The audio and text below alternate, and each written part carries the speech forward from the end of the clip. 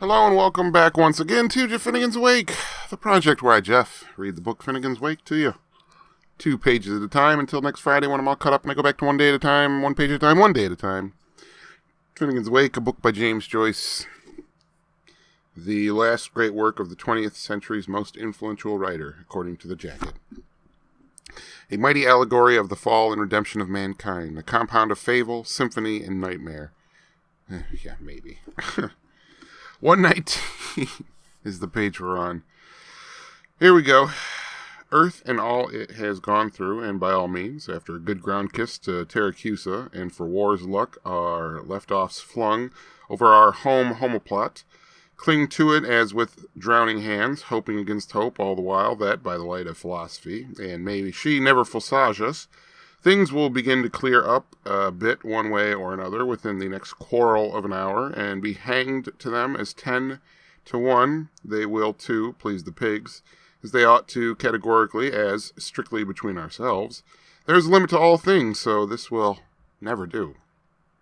4, with that farmfrau's foul flair for that flay-fell fox-fetter,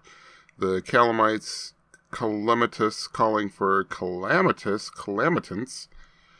who that scrutinizing marvels at the indigent whip-loop lashes, those so prudently bolted or blocked rounds, the touching reminiscence of an completed tale,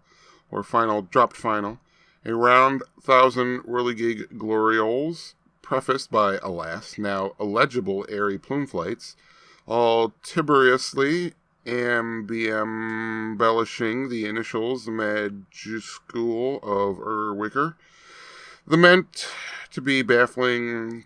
Chrisman triathlon sign, looks like an E on its side with the points facing down, a capital E, finally called after some his has hectancy heck, which, moved contra-clockwise, represents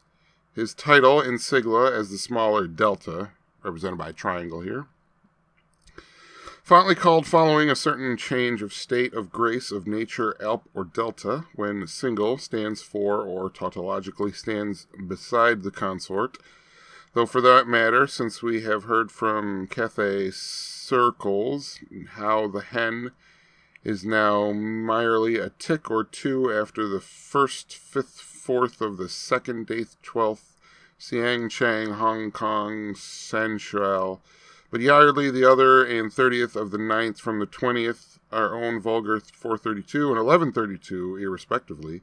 Why not take the former from a village inn, the latter from an upside-down bridge, a multiplication marking for crossroads ahead,